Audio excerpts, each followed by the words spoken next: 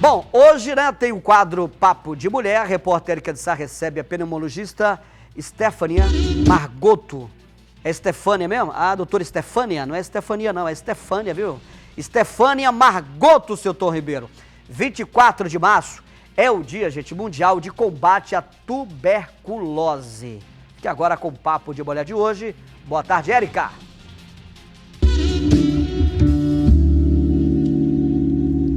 Boa tarde, Tom. Boa tarde a você de casa que nos acompanha. E no próximo dia 24, sexta-feira, é comemorado o Dia Mundial de Combate à Tuberculose. Uma doença que ainda mata, viu, gente, se não for diagnosticada e tratada a tempo. A Bahia é o terceiro estado do país em registros de tuberculose. Infelizmente, somos o terceiro estado aí com o maior número de registros aí dessa doença. E quem está aqui ao meu lado é a doutora Stefania Margotto, pneumologista, nossa convidada. Boa tarde, doutora. Boa tarde, Érica. Boa tarde, Tom. Obrigado pela oportunidade de disseminar a informação e tirar o mito sobre a tuberculose. Nós é que agradecemos pela sua participação aqui no Papo de Mulher. Doutora, milhares de pessoas morrem por ano no mundo vítimas da tuberculose, não é isso? Exato. No contexto mundial, são mais de 10 milhões de casos novos por ano de tuberculose, com cerca de 2 milhões de morte.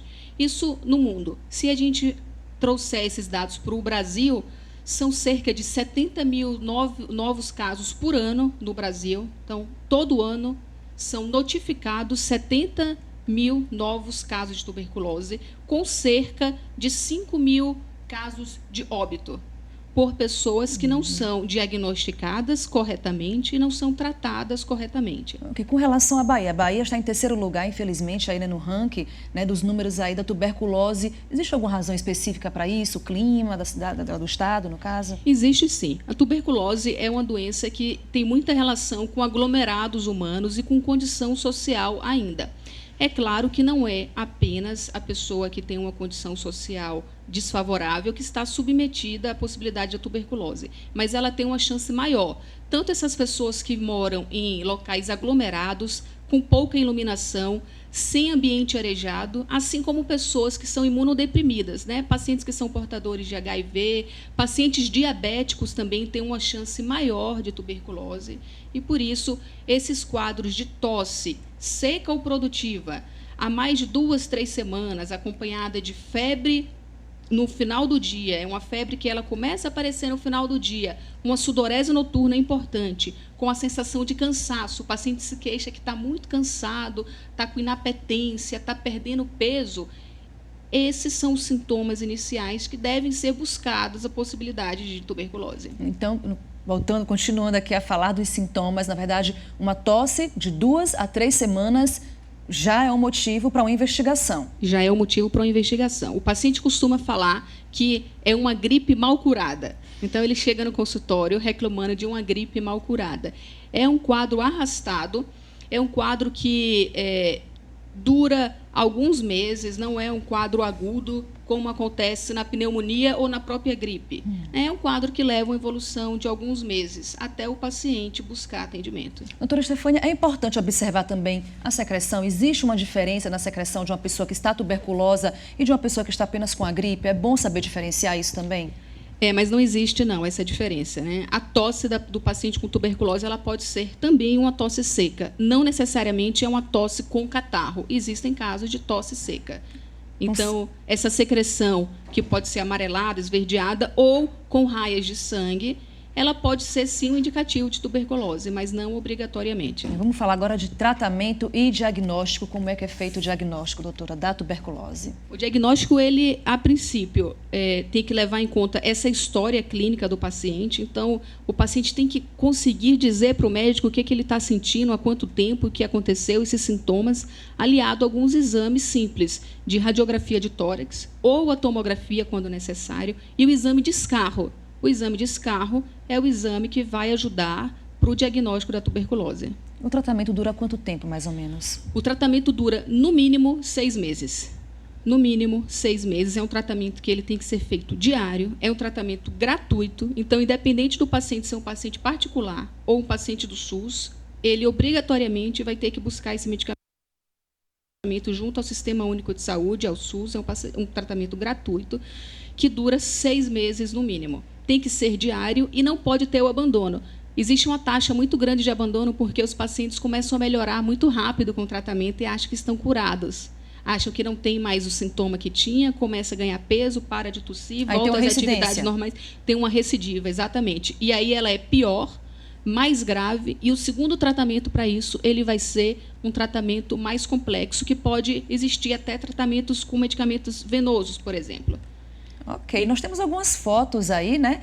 Vamos lá, essa foto é uma radiografia de tórax, que a gente consegue observar, né, no tórax direito ali, uma imagem de cavitação. Na verdade, tem dos dois lados, no direito e esquerdo. Essa paciente tinha um quadro bem arrastado, era uma mulher com quadro arrastado de tosse seca há 3 meses, e ela achava que era refluxo. Então, ela foi deixando até procurar atendimento médico. E a situação piorou. E aí... Próxima foto. Essa já é uma tomografia que mostra as cavernas, que são as imagens típicas da tuberculose, né? Essas cavitações onde o bacilo de Koch, que é a micobactéria tuberculose, né?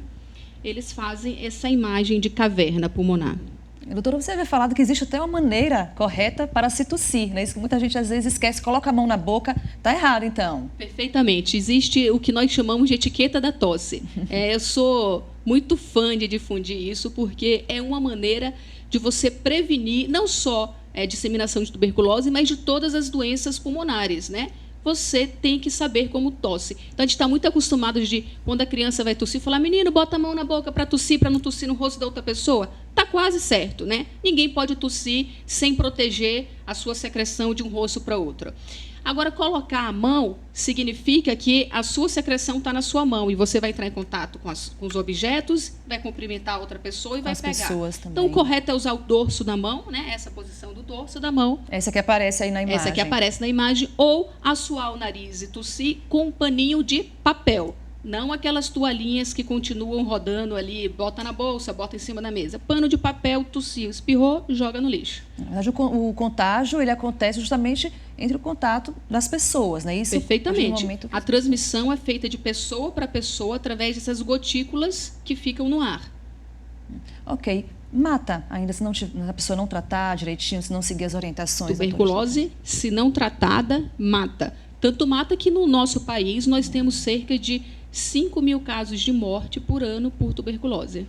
Ela pode evoluir, na verdade, para uma doença mais grave, no caso, a tuberculose? Tuberculose pode deixar sequelas no pulmão. Quais são as sequelas, no caso? Existe uma destruição da arquitetura pulmonar. E aí o paciente pode existir uma falta de ar crônica no futuro ou ficar predisposto a infecções crônicas. Mas isso é se não tratado corretamente, ou se esses pacientes que têm recidiva mais de uma vez de tuberculose, que pode acontecer. Ok, doutora, nós falamos no começo em relação à questão social, a questão, né, de lugares muito aglomerados, de lugares que não são tão frescos assim, mas quem são as pessoas mais propícias a terem a tuberculose? A questão que é dos fumantes, existe um perfil, na verdade, da pessoa que é acometida pela tuberculose? Na verdade, o fumante ele acaba sendo propício a essas infecções de repetição, mas não necessariamente entra como obrigatoriedade de um paciente mais predisposto. O que pode ocorrer é que, se ele já tiver uma doença pulmonar prévia, aí sim. Então, pacientes que estão imunossuprimidos, pacientes com o vírus da AIDS, né, o paciente de HIV, pacientes diabéticos, pacientes desnutridos, que moram em aglomerados humanos, em locais pouco arejados e sem iluminação. E os idosos? Eles estão mais suscetíveis? Idosos, criança? Como é a frequência, assim, mais ou menos? Não necessariamente. Tanto é que existe muito caso de tuberculose em paciente jovem, né? Na faixa economicamente ativa. Então, não necessariamente. Com relação à tuberculose e à pneumonia. A pneumonia, a gente sabe que dá muita febre. A tuberculose também tem esse sintoma. É importante saber diferenciar também. Também dá febre, mas diferente da pneumonia, a tuberculose tem um quadro um pouco mais arrastado. A pneumonia tem um quadro mais agudo, de dias a semanas de evolução. E a febre da pneumonia não é uma febre que necessariamente ocorre apenas no fim do dia, como é a febre da tuberculose. A febre da tuberculose é aquela febre, no final do dia, começa a ficar com febre, de noite tem um sudorese noturno importante, o paciente relata que, às vezes, tem que trocar a camiseta do pijama, porque ficou encharcado de suor. E a sensação de fraqueza também, né, que é um dos sintomas. A sensação de fraqueza, de cansaço é muito importante, exatamente. Doutora, dia 24, Dia Mundial de Combate à Tuberculose, é um dia de luta, né, de reflexão também, para que as pessoas realmente fiquem atentas aos sintomas da tuberculose. Exatamente. É um dia que serve como alerta, mas a gente tem que pensar que esse alerta tem que se disseminar para todos os dias. Então, o paciente que tem tosse há mais de 2, 3 semanas, com secreção ou não, febre no final do dia, sudorese noturna, perda de peso, falta de apetite, cansaço, falta de ar, tem que procurar um médico. Ok, muito obrigada pelas dicas. Tá aí o recadinho aí para você de casa ficar atento aí, ligado aos sintomas, né? E a qualquer sinal que possa indicar a presença da tuberculose. Doutora, muito obrigada pela sua participação aqui no Papo de Mulher. Eu que agradeço e friso mais uma vez que tuberculose tem cura. O tratamento ele é gratuito pelo sistema de saúde e você só precisa ser diagnosticado e fazer o tratamento correto. Ok, muito obrigada. E a você de casa, muito obrigada pela companhia. Na próxima quinta-feira eu estarei de volta aqui com mais um Papo de Mulher para você. Até lá!